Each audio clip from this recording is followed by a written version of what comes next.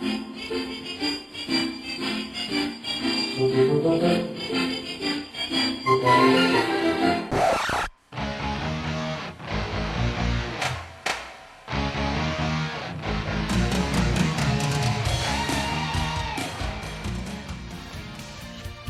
to Real Estate Real World, where we talk to the movers, shakers, and leaders that are getting it done right now in the real estate industry and beyond. I'm your host, Marguerite Crespillo, and I started this podcast simply dedicated to calling people about what's really happening in this crazy roller coaster ride of real estate. Be sure to subscribe on iTunes and stay up to date on the newest stuff by adding yourself to the list at www.realestaterealworld.com. Now, let's dive into the world of real estate. Hello, everybody. It's Marguerite Crespillo, and it is time for Real Estate Real World.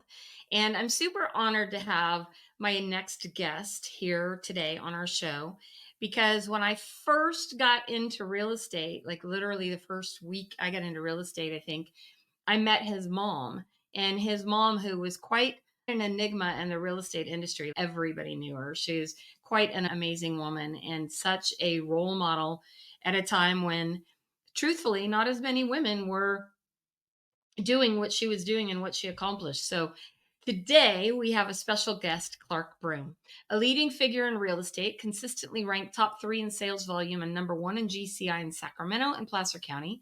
He's a co-founder of a successful real estate firm. He secured Northern California rights to a renowned franchise with a knack for innovation. Clarke pioneered e-commerce ventures, leading a global organization of thousands. Teaming up with industry leaders, he's collectively sold hundreds of homes annually and surpasses 4,000 homes sold. As a CEO and board member, he's highly regarded in business circles, contributing to both local and international communities. Despite his professional success, he cherishes his family above all else. Residing in Northern California with his beautiful wife of 46 years, Diana, their 3 daughters and grandchildren, Clarke's journey exemplifies visionary leadership and excellence in both professional and personal realms. Well, welcome to our show. Thank you very much. It's a real pleasure to be here, Marguerite. And I think you actually shared at a reception at your house a couple years ago about my mom, which I thought was just absolutely phenomenal. That you were at Prudential Real Estate, I believe, at the time, and she was there and helped and mentored you. And that was just really special. And that your husband, Joey, was actually one of my older brother's best friends in high school. So I know. Small world. We're all interconnected. And what I remember most about your mom is, I don't know how tall she was. Was she maybe 5'1" or something? She wasn't very tall. And she was always dressed to the nines. Like literally, I don't think that I've ever met somebody who every time you saw her, she was dressed perfectly from top to bottom, hair done, makeup done, jewelry always on point, everything, shoes matched, like something that we don't see a whole lot of anymore these days. No, she was quite the fashion. She worked actually way prior to the real estate industry. She actually worked for Neiman Marcus in Paris fashions and so forth. We traveled to Paris. And then she also held beauty contests, where, and I was actually, as a toddler, one of the contestants on the beauty contest, modeling as a toddler. So that's something way back in my past. And then in her 20s, she actually started the very first boutique in Beverly Hills. So a lot of background in fashion and just a go-getter lady. I think I get a lot of my drive and determination, certainly from her. Oh, yeah. She was a hustler, no doubt. Yeah. I remember talking to her one day in the hallway and asking her about something. And she goes, "You'll figure it out. You're a smart young lady." Like, that sounds like it, for sure. Yeah. Yeah. And I just remember she was always so kind and so well respected. I think reputation is so important in this industry, and she always had an extraordinary reputation. Yeah, she always gave too. She was very philanthropic. She was president of Seroptimus. She was first lady board president, I believe, of Placer County Association of Realtors. Was very heavily involved in all sorts of committees. In the local city she worked in was Rockland. She was part of the Jubilee committee that always put on the Jubilee. Just everything. She loved to entertain. She loved people, and just an amazing example. So, interestingly enough, because she was in real estate, is that how you got into real estate? Tell us about your background. Yeah, yes and no. At the time, she was really tearing it up in real estate. And as you mentioned, it was a man's world back then. So she had to deal with a lot of, because she outproduced pretty much everybody. And she had to deal with all that back in that day. And she just really paved the way for a lot of women. And at the time, I was fairly young and I was 19, living at home, and I resisted real estate. I saw Yeah. how many hours she was putting in, and she was always there at the important time. She was just an amazing mom. But I don't know if you know a little bit of her background, but my father was killed in a car accident by a drunk driver when I was 12 years old, and Oh, that was in the late 60s. And my mom had just started real estate, I think a year or so before that. And so she raised all six children, all six of us, on real estate income. She never remarried. And during that time, I resisted it. And then I got married, had a child, and I realized what I was doing at the time. I had a good hourly income. But I looked at people there who were there 5 or 10 years longer and decided that wasn't for me. And at the time, real estate was doing really well. It was in the late 70s. And it was like 77, I think, is when I got my license. And so I just went ahead, went to Anthony's School of Real Estate back then, got my license, and jumped 100% into it. Starved for the first year. Fortunately, my mom took us out to dinner a lot. I think she wanted to see the grandchild, and so we didn't actually starve, but it was tight. And but after that, I started doubling my income every year. And about 5 years into the process, and I discovered that there's only one of me, and I could only work so many hours. And it wasn't very good on my family, working 12, 14 hours a day, as many of us do in the real estate industry, pretty much 24/7 in residential real estate. yeah. And I decided to take the next step. And the next step was to own a company. That was a logical step back then. So I went ahead, and me and a few other partners got the Northern California rights to a popular franchise back then. And we jumped 100% into it.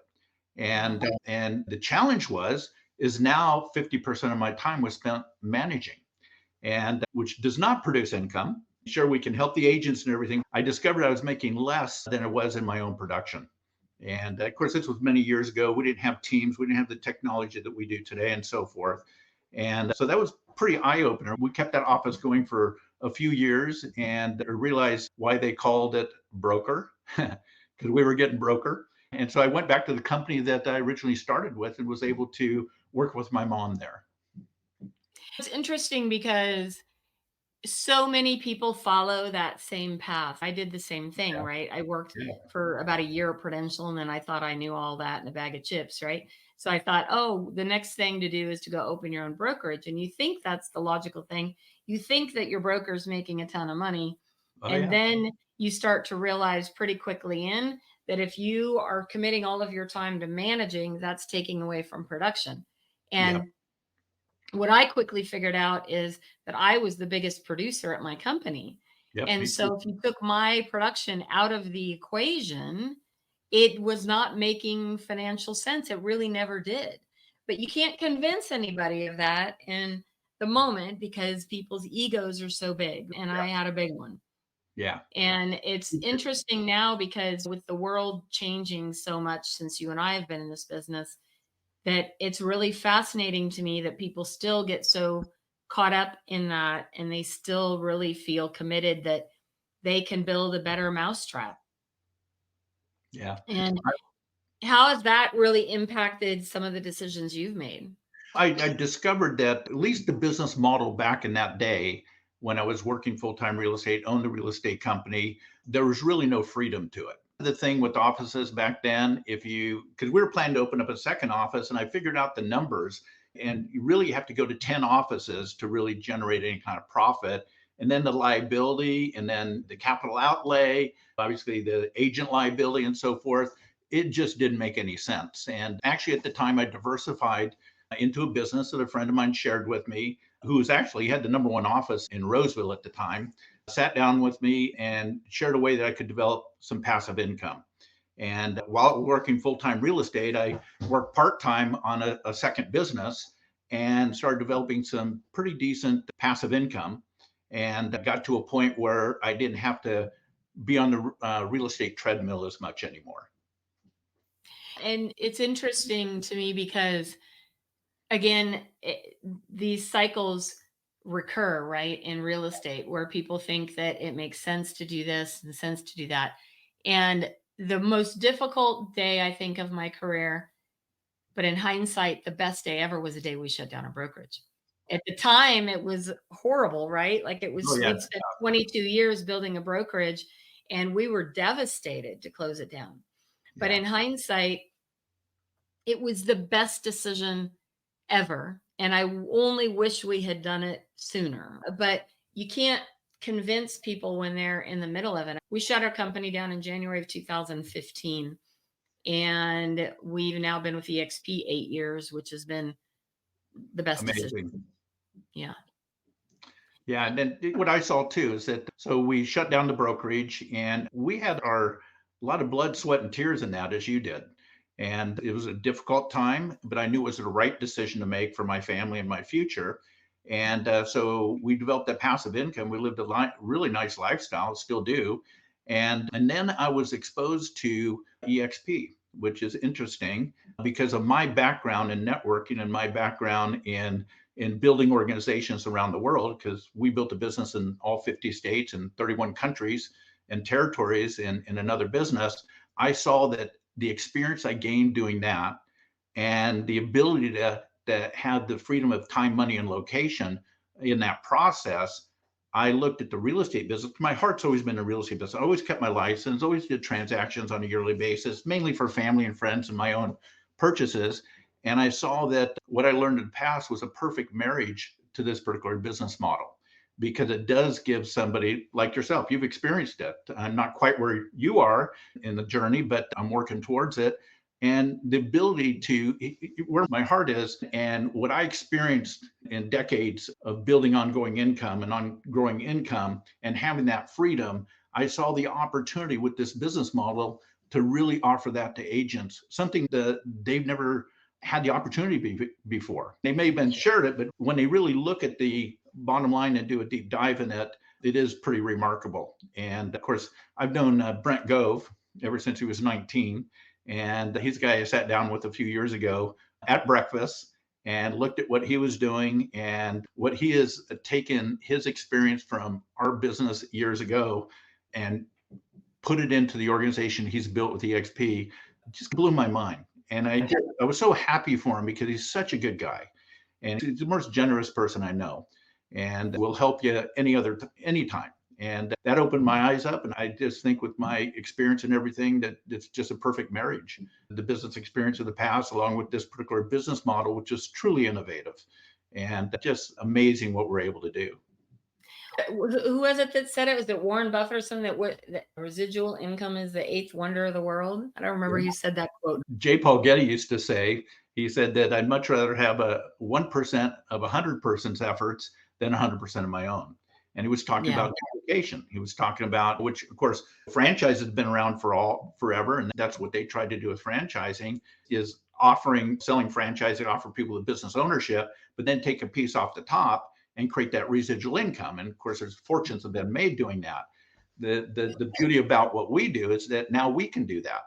We can do the same thing that they did before under the umbrella of this business model and be able to really create an asset and be able to create a business that truly gives you freedom of time, location, and money. And I remember a long time ago, it says that success is being able to do what you want, when you want, with whom you want, anytime you want, without the constraints of time and money. That is like the American dream. And we lived that for years and continue to do that. And now we can offer it.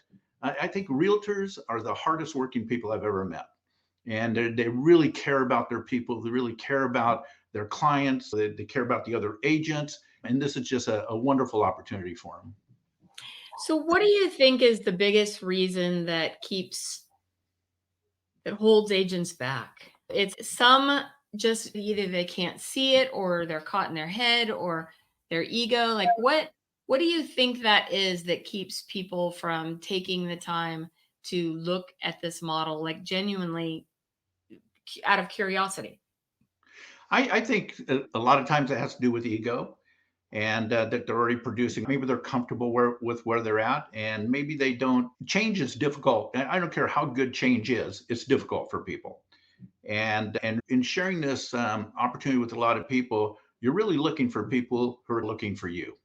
They see the opportunity. I just had a wonderful conversation with somebody at the office today, a very successful individual, and he was so ready to see it. And he looked at it and said, "This is genius."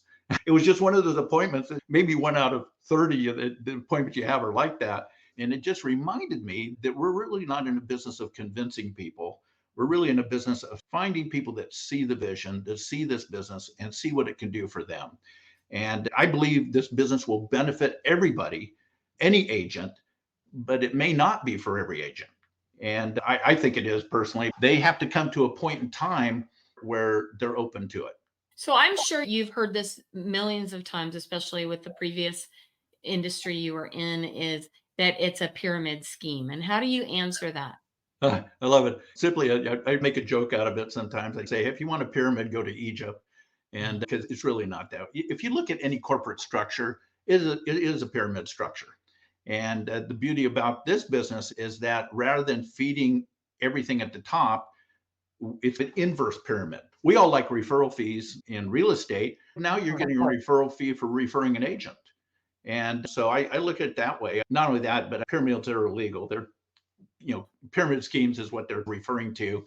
Right. My goodness, we're traded on NASDAQ. You have to be perfectly clean to be on NASDAQ. So first thing I ask them, I just say, what makes you think it's a pyramid? What's your definition of a pyramid? I just ask them questions. And I think logically they come to the conclusion, oh yeah, that's they're just repeating what somebody else repeated to them probably. And Yeah. but once they really see it and see the tiered compensation, Keller Williams has been around forever. They use a tiered compensation program. Many businesses do. If you look at a corporate structure, what's the chances of you being the CEO of that company? You're always going to be feeding the top. In this, it's reverse pyramid. We get fed first. And so it's pretty unique that way. It's interesting because I've heard a lot of stuff about EXP, but I've not heard the phrase tiered compensation plan. Yeah. And so I find that interesting. And so many agents are have no problem collecting a referral fee, but for some reason they feel that this is not just a referral fee. That's interesting. I think they may feel that way until they get it. And Right. get the referral fee, it changes their attitude. But it's really genius because it comes down to if you're going to contribute to building a company, you should get compensated for it. Yeah. And so it's really compensation for contribution is really what it is. And so when Yeah. you go out there and now you have a little bit of motivation to really share this wonderful opportunity with people and help them bring them in, and you benefit from that. But they will always benefit more than you do. Because if you look at the tiered compensation program, and I'm not going to go the details of it, that agent is going to benefit more than you do. And the whole idea is if you help enough people get what they want, you You get get what you everything want. you want. So it's really sewing into people. It's because we don't become successful until we help somebody else become successful. Right. In fact, we actually spend a lot of money helping people and down the road in hopes of generating income from that at some point in time. The wonderful thing I've seen that with this organization is a collaboration, people willing to help each other, even though they may not be in direct line for compensation for that. And that's the most amazing thing because the bottom line is we're all owners. We all have stock in the company. We all own 70%. I think that the figure is 70% of this company is owned by agents and staff at the company. What other company like that exists like that? It's interesting to me because when Joe and I saw it back 8 years ago, I literally was 10 minutes in and I'm like, this makes sense. Yeah. I didn't even need to finish watching the whole presentation. I was like, this is ridiculous. Like, this completely makes sense. Yeah. And what I've enjoyed even more lately, interestingly enough, is because a whole bunch of us moved into an office in Roseville, and Clark's actually right next door to me. Yeah. Yeah. Not at I the got the moment, best but neighbor. Got the best yeah, neighbor. we got great neighbors. And I've so enjoyed I think we've had these last 4 years since COVID where people have been so secluded. And being in that office, it just lights me up. It like lights my soul up. And even I haven't been feeling good, but I've been dragging my hiney in there. And today I was sitting in my office working on a couple things and Steve popped in. I'm gonna have to get him on my podcast too because I love him. Oh, he's amazing. Yeah, I've known Yeah, him since he was about 18. yeah, he's quite an incredible human being. And Yes. he popped in to say hi, something, and he goes, "Hey, by the way, I want to let you know I spoke to somebody. I had lunch with them, and they're thinking about making a move to EXP, but she told me she'd been talking to you." And he goes, "So you need to call her and talk to her." What other company would people be? Because he has no motivation or reason to refer her to me. And I was so touched. And then being in that office is just great to be around people like you and Steve and Jennifer and Gary and people that are really making a difference in the world. It's Yeah. inspiring to me. And I feel so grateful every day when I go in there. Yeah, I do too. The collaboration, I think we're designed as people to be in association and fellowship with each other. And I Yeah. think we can inspire each other, we help each other. And I heard this a long time ago. It said the road to success is bumpy, but when we have each other, it smooths out. And Yeah. I think that's really the truth. And I have the same experience. I've had on different three-way calls and everything, people that aren't even associated with our particular organization pouring their time into people that we're sharing it with. And that's amazing. And that's the way we should all operate. My mom always operated that way. And I wish she was around because she would be a rock star in this because she was truly a connector with people. She loved people. She loved helping people. And that's really, I think, what we attract in this business. What we attract with this business model is people like that. It really genuinely is, and this is a EXP love fest at the moment, but it Yeah. genuinely is a collaboration where people are so willing to share. It's an abundance mindset that there's It more is. than enough for everybody, right? Yep. Like just because I get something that you don't get doesn't mean you're not going to get something better down the road and vice versa, right? Like it's such an abundance mindset and people are so willing to share. There's more than enough for everybody. And I just don't know that every company sees things that way. I think that it all has to do with the culture. One of the things that impressed me, I went to my very first event, which happened to be EXPCon. Actually, the first one was a surprise birthday party for Glenn Stanford. That's where I saw you and Joey. That was so great down at Yeah, Napa. that was the first time. That was a And fantastic day. what was amazing is that over 10 people there I knew personally. And so I thought, I think God's telling me something. It was Yeah. like one of those moments. And I just said, wow, these are the group of people I want to be around. And I've been in that culture in my other businesses and still am. And it's just being around people that truly are givers, that are truly care about other people and would literally give you the shirt off their back. And so I think it all has to do with the culture that this was developed by. I think it starts with Glenn Sanford all the way. And of course, Brent and Kathy are just wonderful. And everybody that we're associated with have that same mindset and help people. And yeah, I don't know why that doesn't exist other place. I think there's not the culture is not there. I think in some organizations, we tried to create that in our small little real estate company that we owned. But the challenge was people weren't generating ongoing income from the process. And I don't know, it's not that's what we're motivated. The agents in my office didn't own it. I owned it. And I Yeah. think when we're all owners together, that rising tide raises all ships. It changes the culture. It changes the mindset because the better we do, the better the company does, the better we all do. So those are ingredients that are involved in that. And in my other business, that's same ingredients because it's all helping each other help each other. And I've been in speaking around the world. The last time we spoke, I think, was in Bangkok, Thailand, and the wonderful people there because we're all owners in a business. We're all owners, and the people there, and it's just that synergy and people willing to help each other, and just great environment. So what's next for you? What are you most excited about that's coming up for you? What's exciting about is building our business here. And I think that I've had my real estate license for all these years, and I'm not as heavy in production. I want to work on my business rather than in my business. I've been an entrepreneur all my life, and I have personal goals, and I think we're just beginning. I literally think as this model catches on, and it is catching on, I can see the whole business model going to 1 million agents in 10 years. And so I want my fair share of that. And I know you do too, Marguerite. And I know you already got a huge head start. And I just want to be around the people that build large organizations in this business because they're truly exceptional people. They're people Yeah, you want to so be around. inspiring. Yeah. 100%. So last question before we wrap up. What advice would you give your younger you? Younger you is that I would seek out the most successful person that I know and sit down with them coffee and ask them to help me. And I actually had that happen. My mentor is a very good friend of mine, Jim Floor, and we're still close today. They're Jim and Margie in their 80s, and he reached down, and I was really at no particular level in that business at the time, but he saw something in me and poured himself into me. And Mhm. I'm the person I'm at today because of his advice and his friendship, and along with many others. I just want to single him out because he's been truly my mentor all these years, and we still get together on and off and on a regular basis. So my advice would be is get around the right people. Proximity is the key thing. If you're the most successful person in the room, you're in the wrong room. In the wrong room.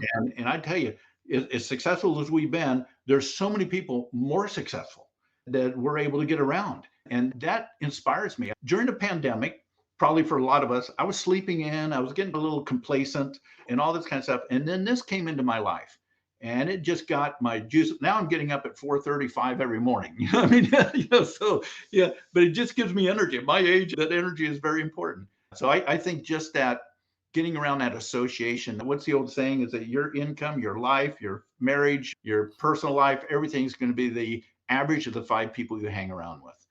I hear that all the time, and I'm always reminded really genuinely how true that is, especially when I get the opportunity to hang around some of these people. And Yeah. I always walk away feeling inspired and Yep. excited and motivated to do something different or give back somehow or make an impact. Every single time that happens, that's how I feel. Yeah. And the other advice I would be given, because it's all has to do with association, is I'd be a big student, be a student of this business, be a student of success. I get up 2 hours earlier before any appointments every morning and kind of do the miracle morning. And I've done that for many years. And it's just getting your head right, getting the right input in your mind. And before I go to bed every night, I write down the 6 most important things by priority that I need to get done the next day. And then I read I pray and I get ready. And your subconscious goes over that all night long. If you're Yeah. watching news and all this stuff going on that's bad out there, you're not going to sleep very well, probably. And you're going to wake Exactly. up with anxiety. And so just be a student. I listen to at least a couple audios a day and podcasts. A lot of them are videos, but I'm in my car, so I'm just listening to them. We got a lot of resources for that. I read every single day. I don't miss any events. I'm at every single event because I know what that does for me. It Yeah. impacts me. And if I can impact people while I'm there with who we are, that's just a double win. Well, Clark, this has been an amazing conversation, and I feel so blessed to get to have you as my next door neighbor in the office I feel and blessed. be able to have conversations with you on a regular basis about this. Like it's been a game changer for me being in the office and getting up and getting out and getting around people. And I've really been trying to encourage any of the local people in our area to get in there, come on in, hang out, just bring your laptop and sit on the couches and get some work done. You never know who you're going to run into, who you're going to be able to spend time with. And the same thing wherever you are, like get up and get out. Force yourself to get dressed, put your makeup on, brush your hair if you need to, whatever, shower, but get out into the world because we are human beings that do need that energy. And so Yeah, I'm super grateful for you being here today and that pleasure. we get to be neighbors, and I look forward to spending a lot more time with you in the future. Yeah. You and Joey are amazing people, and we feel honored to be a part of this. Thank you for inviting me on this podcast. And I just so enjoy being around you. And yeah, so we got great futures ahead. I think the future is what we've ever done in the past, I think is pale in comparison to what we're going to do in the future. And I Yeah. truly believe that it's in my heart and I know it is yours. And we're part of an amazing movement and changing the face of real estate. What does Gene Frederick say? Making real estate fun again. Making And it fun again. I'm having fun. It's a blast. Yeah. I'm having a blast. Yeah. Well, thank you again, Clark. And thank you, everybody, for joining us today again on Real Estate World, where we get to talk to all the cool people. And we're here to answer any questions or help support you in any way possible. If you have questions or would like to reach either one of us, we'll make sure our information is available in the show notes. Right. Otherwise, go out and make it an amazing day and impact the world in only the way that you can. Thank you for joining us today on Real Estate Real World, where we talk with masters and leaders in the real estate industry and beyond on how we can raise the bar in our industry.